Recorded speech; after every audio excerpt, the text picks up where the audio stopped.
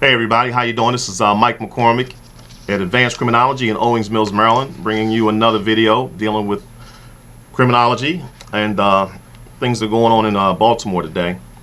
And one of the videos that we decided to put together, we did this over the weekend, and we wanted to discuss with you, the viewers, the reasons why the Baltimore City Police Commissioner Davis should step down.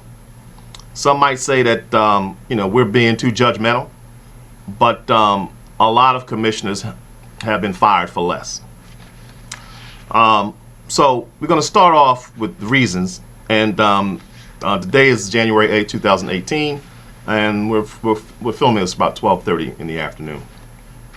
One of the things we'll start off with is the murder of Detective Sean Suter, as well as another murder of another police officer. And we talked about and highlighted that in the last video a couple of days ago, dealing with the murders of both officers. And to this date, we have no suspects. We have no more in the investigation as of this date in either case. Not to mention the other several cases that are out there now with civilian people who were murdered in this city where there also are no suspects. So we wanted to start with that, and some people say, well, that's not necessarily a reason, but I'm going to tell you why it's a reason. One of the things why this case tends to be the way it is in terms of shrouded so much in secrecy was the initial actions by the police department. I think had the police department acted a different kind of way in terms of how they approached this particular murder, in terms of being more transparent to the public, I think they might have gotten more support, not only from the public, but different organizations as well, who could have certainly shedded a different light on the case. I think one of the major things that I think the police commissioner will certainly have to justify is how you can take an officer who, as an officer, is trained to make certain observations of criminal suspects and immediately put that information out to other officers in the area, and then in turn that information gets filtered to the media, and then the media in turn will put that out to also help in trying to locate a potential suspect. And those things can be done in a matter of seconds and minutes. And I think from that onset, that kind of just had this case go south in the minds of many folks who live in this city, and folks who question it as well, who live around the country.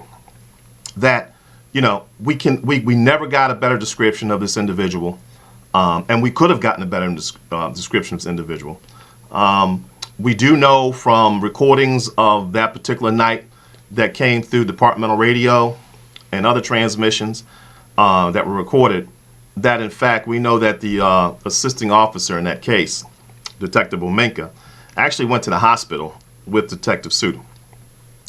I would criticize that move because simply we still needed more information. Officers who were on site needed more information at that particular time, because what you have now is you have all these resources, and I talked about this before, you had all these resources down there in Bennett Place and surrounding areas and streets of houses being, kicked in, abandoned property being kicked in, and yet you still had no description of a suspect. And I felt like that could have been a time where Detective Bomenka certainly could have given more information in terms of direction of travel of the direction of travel of the suspect, as well as information about clothing, a better clothing description, to aid in the apprehension of a suspect, particularly shortly after the murder was committed.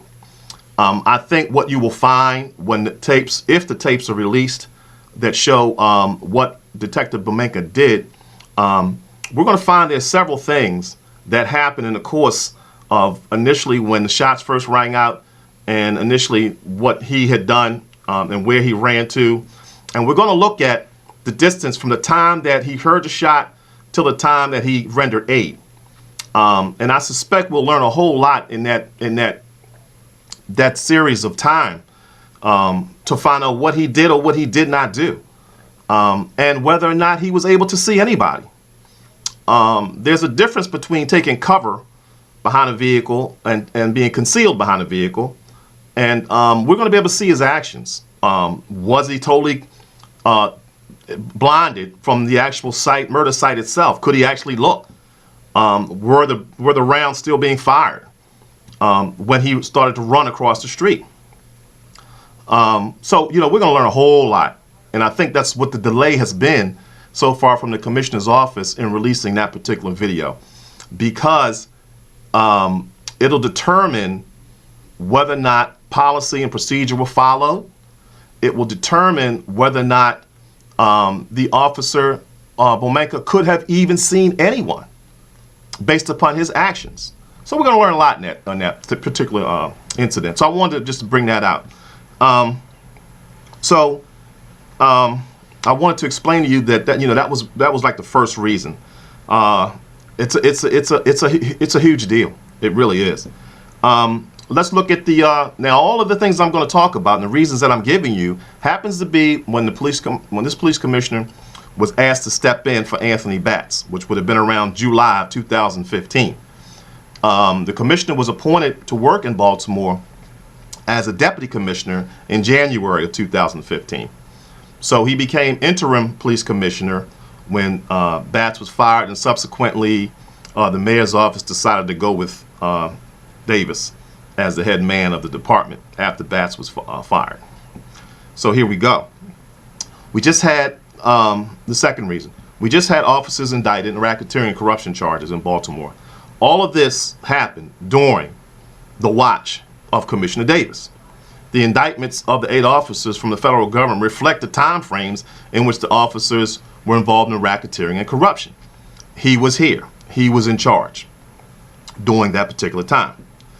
All of this, mind you, was going on while there was a major investigation from the Department of Justice at the same time. So as brazen as these 8 officers were to commit crimes, it just goes to show you what Commissioner Davis stepped into by taking this position as a commissioner. Because even though we say, well, we can't hold the commissioner responsible for the actions of others, unfortunately, it's a political position. And you have to hold people accountable, and many times it has to be the head man who has to get the axe for the actions of maybe a few or many. So this is why we replace commissioners and we replace people in certain political positions simply because of the public fallout that can happen from behind certain things happening in the police department. So that was the second thing. The third thing was that there were several officers who were working undercover narcotics and narcotics enforcement in the city who were found were doing reconstruction of crime scenes where they found narcotics. Now, these things were being reconstructed with the body cameras. Some of you probably don't even remember that case. Well, that case involved a couple officers who, instead of their body cameras weren't turned on when they were actually trying to recover narcotics. And then they subsequently had already picked up the narcotics and put it, wherever in their car or on their persons, and then realized, oh, we got to turn the body cams back on, so let's go put it back down where we found it at. Now, some will say it was an honest mistake, but because of the cloud of suspicion over the department, many will say that it wasn't a mistake, and many will say that it was orchestrated on purpose because they were planning evidence. And so that's another cloud of suspicion. And one of the major issues with that is that the body cam general order policy was already in place. All the officers had already received this general order through the internet as a PDF. Okay, so it was well in place before the officers turned off or didn't turn on their body cams. So that was a problem. And if the officers didn't think they were doing the right thing, then they should have conferred with their supervisor on the scene or not on the scene before they even decide to take on such a costly, if you will, costly measure. Because the state's attorney's office, once they got a hold of this information, they had to literally go back and look at the cases that these officers were involved in to see if anything was unsavory done in the past. So when you look at that incident, where cases now were affected, and then you look at the prior incident, number 2 incident, when we talked about the racketeering and corruption charge, where thousands of cases were affected, we're talking about the state attorney's office really dealing with millions of dollars worth of cases in terms of preparing to have cases thrown out, in terms of being able to have enough prosecutors to look through this stuff to find out what cases are valid or invalid. You know, and it's costly. In addition to whatever the indicted officers, the 8 corruption officers, the amounts of the money that they had taken, and the things done to citizens where lawsuits will be pending, and we have yet to hear what those numbers will be. Trust me, there will be numbers to come out about the amount of money that the city will have to dole out to people who were arrested illegally. So I wanted to make mention of that as being, you know, number 3. Number 4, he was hired to replace Anthony Batts after the riots. And as you all know, if you follow Criminal Justice Channel here, the murder rate has not changed since Anthony Batts. So we're talking about 3 years where we've been over 300 in murders. Okay, so that in and of itself is a problem, because, you know, when we bring people in, we want to know what your crime fighting strategy is to help reduce the homicides and other crimes in this city. Now, I wanted to talk about, let's see. Oh, I think I said, I labeled it as number 4. Number 5 would be, I talked about how they had wasted time in this investigation by even asking the FBI to help out. And the only reason that they did it, as we all know now, is that they were trying to get an outside agency and FBI, with the credibility that they have, would be an agency that the citizens of Baltimore and a lot of other organizations and the political administration would say, okay, well, we're fine with the FBI coming in to do this. You know, it'll kind of lift that cloud of suspicion over top of Baltimore City conducting their own personal investigation over the Suter case. So, so that was done. And again, it took 3 or 4 weeks before the FBI responded back. So within that 3 to 4 week time period, the commissioner says that the investigation was ongoing. Whether that's true or not remains to be seen, because we have no additional information from within that time period, that 3 or 4 weeks. We don't know anything more than we knew when the officer was murdered. To be frankly honest with you, we don't know anything. We knew what was recovered from the crime scene, which was basically a fragmented bullet that had the DNA of the officer on it. And since that particular time, and that was the first week of the murder of November 15th. So since November 15th, and maybe 2 days afterwards, we really don't know any more than what we knew then. So again, essential time was kind of wasted in that area. Let's move on to number 6. It came a time where he was oblivious to any external investigation being conducted by the FBI and the indictment by the U.S. Attorney's Office. You know, he was oblivious that one of his officers were even being called as a federal witness in the case. It appears that the commissioner, in my estimation, is being shielded from daily operations of a department, right, he is ill-equipped to manage. In any police agency, there are basically 3 things that a police commissioner has to manage on a daily basis. One would be the policing efforts, okay? The next would be the administrative efforts of the organization, and last would be the investigation efforts of that organization. Those 3 components make up a police department. All the other units, specialized units, would come underneath of that. They branch out. So if the crime lab falls on the administrative part, criminal investigation division falls on the investigation department, patrol division would just fall under the patrol. So many aspects of crime fighting and patrol, even dealing with special events, you know, parades and things like that, more police in the harbor, you know, the dignitaries coming into town, that all falls on patrol jurisdiction. Handling daily calls for service falls on the patrol. In any police department, patrol is the backbone of the whole department, period. Forget everything else I just said. But patrol, in and of itself, is the backbone of any police department. Moving on. Let's see. In the 3-year times that he's been here, my question would be, has he fired anybody under his command? Has he reassigned anybody under his command? And when I say under his command, I'm talking about staff. I'm talking about deputy commissioners, captains and majors and lieutenants, who demonstrated poor leadership skills, which are kind of obvious just from an operational standpoint so far from what we've seen. Now, this is point 7.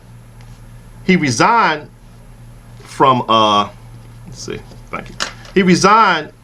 He reassigned. I'm sorry. He reassigned 6 officers in reference to the Freddie Gray case last month in December. And those 6 officers were reassigned to what we call coveted positions within the police department that many other officers who didn't get in trouble, who certainly qualified to work in those coveted positions, did not get. Right? And in my estimation, it sends a mixed message to folks who work in the department, who have tried to get in these specialized units for a number of years, who couldn't, that basically if you get in trouble, you get reassigned. And it certainly sends a mixed message. And by putting those seasoned officers, and I'll call them all seasoned officers, maybe a couple of them had a couple years on, by putting them in those coveted positions, you actually took 6 people out of patrol, which means that you had to reassign 6 other officers back into patrol to take over their positions. And this was out of the Western District where these officers were originally working at. So 6 positions in the Western became available right after they were taken out of and really reassigned. And the reason that was done is because he, quite frankly, didn't have the confidence in those 6 officers to put them back in patrol and to be effective in the community. And this reassignment was being done even while the department was facing serious shortages, which they have, serious shortages in patrol, which is, like I said, the backbone of any organization. So you got to have officers in patrol handling calls for service. That's just how it goes. Let's see. Moving on. All right, moving on here. Okay. All right. The commissioner has had a strained relationship with the Fraternal Order of Police here in Baltimore.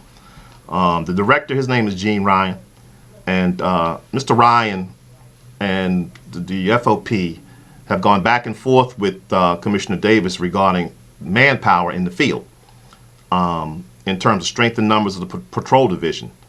There's always been conflict. There's been letters, I've seen copies of the letters where FOP has demanded to have the correct numbers sent to them, because a lot of this has to do with there's certain mandates about how many officers that should work in every district, and if you're understaffed, it presents a safety problem to not only officers but the community as well. And from the FOP's position is that we are constantly understaffed, but yet we're constantly being told that we have enough men. So there's a problem there with that. The other issue, I think number 9 here, is that having decided to fast track police trainees, because the police department is short officers in the field, there's been discussion with the mayor's office as well as the police commissioner that the academy fast track some of these trainees through the system and the academy. One of the problems, or many of the problems, is that you can't do that under the climate right now that we're in this country of more training and education being demanded by the public as well as organizations, that we need to see more of that in our police, that you can't turn around and demand that trainees be fast-tracked and miss essential training and education that they need to be effective on the street. Just because you guys didn't budget properly in the police department to have more officers on staff.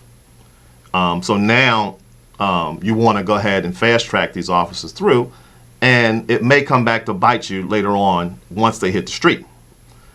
And it just seems like it just doesn't make sense. Of many professionals, I've read many articles on this and talked to some folks who say that, many professionals don't agree with that. If you didn't know, every state has what they call, well, at least 44 states have what they call police officer standards training. It's called POST for short. And those POST agencies, in Maryland, it would be the Maryland Police Training Commission. And the Maryland Police Training Commission sets the standards and sets the hours that an individual trainee has to complete.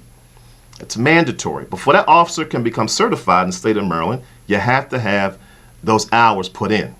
And it's just like if I was working as a plumber or working as HVAC guy, and before I'm issued a license, or a nurse, I have to put in a certain amount of hours before I can be certified. And as well as education, as too. So you can't circumvent that mandate, which really is what you would be doing if you sit here and say you're going to fast track officers through the academy. So I wanted to make mention of that. Let's see. 10.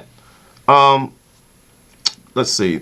The police department has not made the connection that when killing, once killing becomes easier to commit once you kill once. A lot of psychologists and criminologists will tell you that killing is easier. Yes, particularly if you don't get caught after the first one or two times you kill somebody. And we say that to say this, is that the city police department has been known for not solving cases, a lot of cases, not presenting prosecutable cases to the state. And you've had officers come under indictment for manufacturing evidence, and which sends a message to the criminals and the public. And basically we have criminals going free because one component is not doing what they're supposed to do. And it affects the other component as well down the road. So you literally have people going back on the streets who should have never gone back on the streets and should have been prosecuted with the cases that they had, and they weren't. And so what you have is a reoccurring of murders over and over, and if not murders, you have other violent crime happening by some of the same people. I'll give you an example. Most of the murders in this city are not necessarily robberies. They might be robberies, and as a result of maybe a resistance or as a result of someone not wanting a witness, then that person is killed on the spot. But usually the murder is the secondary offense, the robbery is the first in this particular case here. Now, there are many cases that involve, in this city, that involve some gang affiliation, drug debts, snitching, domestic violence, retaliation. Those are all means and motives, if you will, for homicides in this city. I'll give it to you again. Gang affiliations, drug debts, snitching, domestic violence cases, retaliation. And in this particular, let's take Officer Suter's case just for a second. Officer Suter may have met his demise as a result of someone who was not prosecuted that should have been in earlier cases. And it's quite evident that the 900 block of Bennett Place was a haven for homicide activity. It was a haven for gang activity for a number of years. Police department knew this, okay? And so you have 3 gang members literally executed December of 2016 in a house that when the neighbors called and said they heard shots fired at 2:30 in the morning, the police department came and did no investigation. And it wasn't until the neighbors called again and the fire department came to do what they call a welfare check. And the fire department entered the building because it was an abandoned building, boarded up, if you will. And they found the bodies. They in turn called the police and said, come back. We found the homicide victims. Okay? So that happened December 2016. Less than a year later, 2017, November 15th, We have officers suited gunned down, not less than 150 feet away from where the abandoned building was, where the 3 homicide bodies were found. Okay? Triple homicide. So, you know, if you're looking for motives, you know, sometimes you got to look a lot of different places. You know, if the conspiracy theory motive is not going to work, or that doesn't pan out, then certainly you have to look in other areas of retaliation. This officer was working on a multiple homicide from last year. And you don't know who he ran up on that was in that area that may be affiliated, might have been known, right? And we don't even know if Officer Suter might have known his assailant. We just don't know. Okay? But the area that he was in, and the area that I've just outlined to you on Bennett Place, is basically an area where you could have what they call, you know, scientists look at it as, they call it criminal events perspective, where it explains how actors and the circumstances come together and where and when the incidents happen. And so there are a number of factors in this case that are predictable factors, if you will, in this case that led to the officer's death. And I'll leave that alone because that's a little bit more involved. But I just thought I'd bring that up. Okay. One other thing, and it's not talked about much in this city, but I'm going to talk about it now. And that has to do with another motive for murder in this city, a huge motive actually, is what they call disrespect. Now, some of you out there in YouTube land, if you're not from the city, if you're not from an urban area, if you don't understand the culture out there in the streets of how important the word respect and disrespect is to a lot of young people, you won't really get what I'm saying. So I'm going to kind of break it down to you a little bit more. Okay, you can get killed in this city and some other major cities around the country for what is known as disrespect killing. One, you can be disrespected and killed by being smart, cursing somebody out, saying something that you shouldn't say, looking at someone strange, maybe stealing something from somebody and you didn't think they knew, talking behind people's backs, loud talking people in the street to the point that you're embarrassing them. And there's a couple of words, trigger words, if you will, in the culture that will automatically cause you to get roughed up, shot, or killed.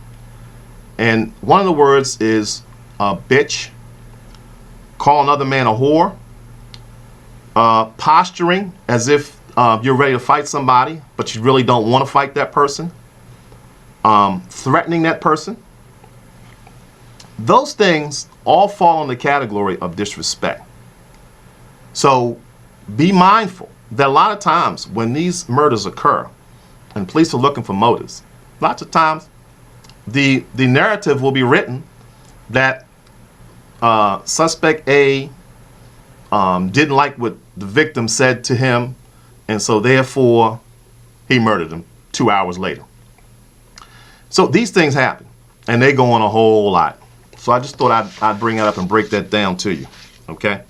Now, let's get into what I really wanted to get into, the final analysis here, is let's get into the commissioner's fitness for duty to run the police department here in Baltimore. Okay. Here's an experience as a proactive police chief. There is none in terms of running a major operation like the Baltimore City Police Department, which essentially has total manpower, policing power, as well as administrative staff of about 3,500. He came from a smaller department in Anne Arundel County, Maryland, and he did most of his training in another department called Prince George's County. He basically left his position in 2014 from Anne Arundel Anne Arundel County Police Department, basically because the new administrative folks over there were looking to hire someone else in that position. So they pretty much were cleaning house is what they did. So they gave the chief the option to kind of leave. So he did. Now, in that particular county, in 2014, which would have been the year that he was actually, as a police chief, working over there, they had 13 murders, total, 13. They solved 11. Shortly thereafter, a year later, he's appointed to police commissioner here in Baltimore. That same year, they had 344 murders here in Baltimore. And every year after, we've had over 300 murders here in Baltimore. So, you come from a small county, a large county, but in terms of truly experience of handling and running an organization the size of Baltimore City, you really don't have any experience. This is a job, and I will tell you, having spoken to other folks in the business, this is a job where we don't do on-the-job training here in Baltimore. You have to come in ready to run and have an agenda, because things happen so quick in this city that you can't catch up. You have to be ahead of the game. And that's the position he came in, where he's basically catching up. And if he doesn't catch up quicker, right, he won't be here any length of time in that position. So I wanted to bring that part up. Now, don't get me wrong. Most police commissioners on many police departments come through the ranks. He came through the ranks and worked his way up. However, just because you become a police officer and you work in the police department for a number of years doesn't mean you have managerial skills. The two don't necessarily work. I mean, in tandem that often. How many times have we seen players in the NBA or in the NFL who were great players, but once they were given positions of management in terms of being, coaches and managers, they fell flat on their face. So there's a skill that's involved in that, and you have to come with a skill set. That skill set is going to come from what? A practitioner side, meaning that you've actually been in the business hands-on, but the other side is also going to come from the academic side. And I think that's where he's struggling in terms of running and managing a large department, is that he doesn't have the intellectual ability in terms of the academics needed to run a major organization. And I'll give you an example.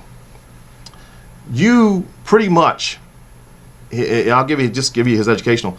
He graduated from Towson State University in 1992 with a bachelor's degree in English. And that's great to graduate with an English degree. And it can be translatable in terms of administrative work and making sure that you can put together policies and things of that nature. But if you don't go on to get your advanced degree in criminal justice, in terms of police administration, where you can really learn the nuts and bolts of how to run organizations, right, you will always not be up to speed in terms of what are the latest things that managers are doing in police departments that work. And so what you do is you kind of wing it, if you will, based upon your experience in the field, in hands-on, but not necessarily you don't have the academic prowess to really make it work. And so I think if I really look at it, he's not able to manage these many people in that organization under the circumstances that organization finds itself in. Maybe had he come to a department where we didn't have as much going on negatively in the department, it might be a different situation where he could kind of learn and walk through the minefields and to make things work. But unfortunately, this is not, like I say, this is not a training ground at this point to get a commissioner who doesn't really have the experience to run a big city police department.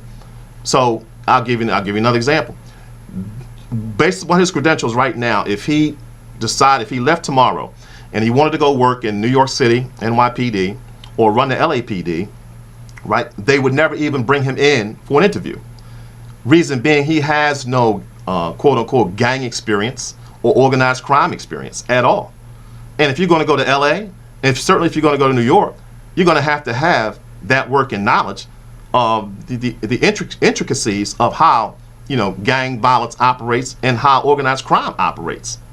You know, now the only true organized crime that he knows of is what happened within his own department, where there was organized crime operating, and he didn't even know that was going on. So see, that's a huge problem. Savvy police commissioners, they know everything.